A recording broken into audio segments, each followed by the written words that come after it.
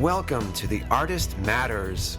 I'm Alex Rudy, and each week you will meet incredible artists from all walks of life.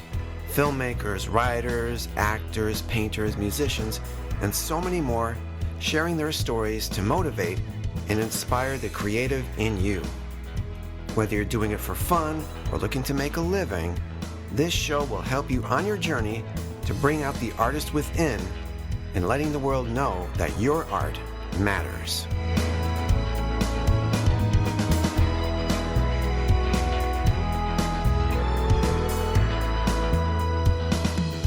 Welcome back to The Artist Matters. I'm your host, Alex Rudy. Nice to have you back here with me on The Artist Matters, getting over that cold. Took some time, but I think I got that sucker out of my system within 6 days. Not fun to get sick, definitely, but grateful that I was able to get through it. And I've been doing some intermittent fasting. I did not think I'd be able to do that.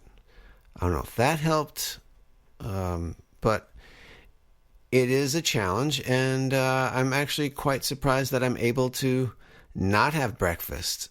Me, I'm always someone having to have breakfast right away, practically when I wake up, unless it's a weekend where I might jog first and have the time to do that. But I was always having a bowl of cereal, or if it's the weekend, I have more time, maybe an omelet or something else. But yeah, intermittent fasting has been working out a little bit.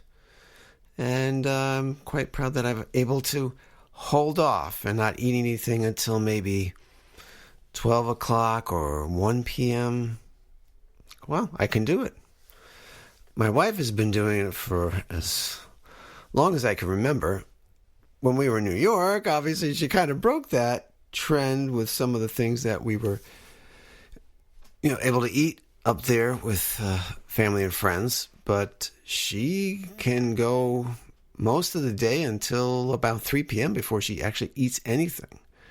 She's a coffee drinker in the family, so she will have her coffee quite a few times, but it's pretty admirable. She can hold off on all that stuff. And we got an air fryer, which is pretty awesome. My stepdaughter and her boyfriend have one up in New York, and wow, he cooked bacon in it. What? And it's so good. And I used it to make tater tots. Wow. Something so simple like that. It just crisped the edges and everything evenly. It was so nice. So I don't know, if you ever get an air fryer, it is quite an awesome invention. I highly recommend it. But anyway, recharged, refueled, and I was able to get a guest. Interviewed him while I was still a little sick, but here he is. We have to thank guest number one from this podcast, Lori-Ann Davis. She said I should connect with him, and I'm so glad I did. And his name is MiG Ayesa. Now, MiG is an all-around performer. He really wanted to be a rock star more than anything as a young kid. And music is what helped him with a stuttering problem when he was a child. It taught him how to be focused and present, and he just fell in love with it, and it helped him get rid of his stutter. Coming from a family of doctors, he was looking to carve his own niche in the world. And music was one way into the world. Helped him get into his first musical role as Oliver in Oliver when he was a teenager. And as he got older, some work was starting to come. He got a TV pilot called Mission Top Secret. And not too long after that, he was asked to be a part of the Buddy Holly story musical with him playing the role of Richie Valens, which he performed for the Queen of England. No fooling. And after that, more roles came. His love of music and rock and roll got him into the musical of Queen's music, We Will Rock You. And Also into the role of Stacy Jacks in Rock of Ages. He was also on a very popular TV show that some of you may remember called Rockstar INXS. He competed for a spot to be the lead singer in the band INXS. And he goes into all that, how he came in third. And it still led to a little bit of a record deal with Universal Classics.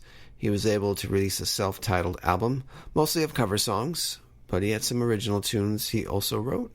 He even goes into how he had a bad year of losing his voice, his relationship fell apart, there was all these things going on, but he was, as he says, too stubborn to give up and wanted to keep going on. And he did. He is a working machine. Just go to his website. We'll give you the links later. And he is doing so many gigs, singing here and there, performing. And he's not one to just stick to one type of work environment. He'll go on a cruise ship. He'll go on the stage. He'll go into theater. He'll do some commercials. And he is quite an amazing individual. It really was one of the best conversations I've had, and you'll see why. So without further ado, let's get into this right now and enjoy my chat with MiG Ayesa.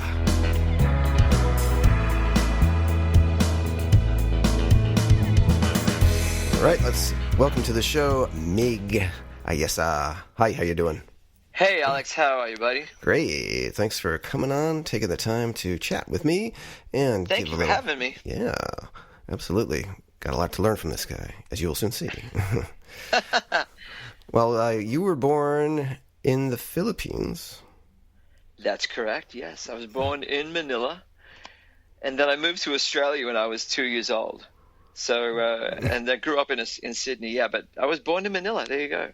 I'm Filipino, Spanish. There's some Austrian blood there from my grandmother, and some Chinese there through my grandmother on the other side too. So I'm just an international man of mystery. There you go. Or as you say, MiG-stery. You've done research, dude. Yes, I have. That's a good website. Nice. Now, you came from a family of doctors, so there wasn't really a lot of creative, artistic influences in the family. Yeah, it's true. I mean, my mom was a doctor. Both grandfathers were doctors, and then all my uncles and aunts were doctors. You know, my brother is an optometrist. My other brother is a doctor. The other one's in medical research. And I guess it's kind of a thing that I wanted to do something different because I didn't want to be a doctor and follow in it. I wanted to carve my own path. But thinking about it now, I would have loved to have been a doctor. It's just that there had so many doctors in the family. It actually was the determining factor for me not to take up medicine. Well, you had a starving problem.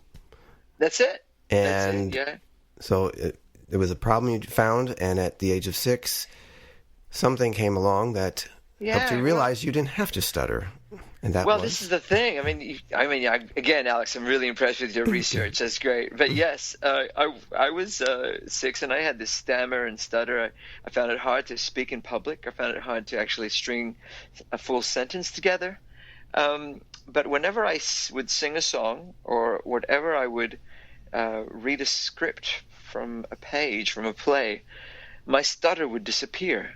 And it actually was a revelation to me that I felt like whenever I was actually playing someone else other than me, I felt more me than being me.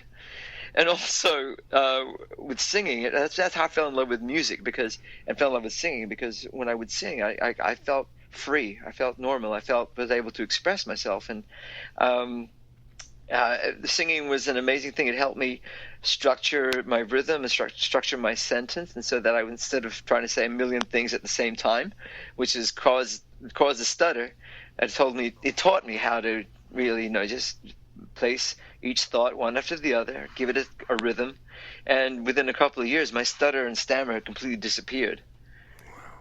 Yeah, it's actually a well-known therapy for kids who have stutter. There's actually a lot of theater groups specifically for kids with speech impediments, and it teaches them to just put their rhythms together, put their syntax together, so that they can structure their thoughts and sentences in the right frame that they can express themselves, rather than being so tongue-tied and twisted that they can't get anything out. So I got to say, music really was my therapy, was my escape, but it was also my salvation. Get you out of your head. You have to be present, really. Think about it. That's perfect. That's perfect. Exactly right. It just hit me as you were explaining it. Oh. Well, that's absolutely right. Living in the now and all that kind of business. But that's exactly what music does, and that's what performing teaches you, to be present. And it's so important in not only in life, but I think in art, of course, but in everyday living, and something that will carry you through to the rest of your life. Absolutely. And you learned piano. Yeah. Mm-hmm. Yes. Well, I took up piano when I was, I think, 7. I was learning classical for a while, but what I really just wanted to do was just play piano to accompany myself. Like I fell in love with Billy Joel, Stevie Wonder, even Barry Manilow. I mean, all those great songwriters. But the songs that they were singing, they were cool guys, including Barry. I mean, I don't care what you say. Barry Manilow is totally sick. He's awesome. Looks like we made it. Yeah. Oh, he writes a song to make the whole world sing. That's right. Absolutely. Oh, Mandy. Anyway, they taught me how to, I fell in love with that singer-songwriter kind of vibe, and so I would get myself a book of these songbooks of Billy Joel and Stevie Wonder, and I kind of taught myself how to play these chords and how to structure songs around songs that they had written, and that's how I learned how to play. And this is as a kid? Yeah. I bumped the stepfather of a friend of mine from school was a jazz piano player.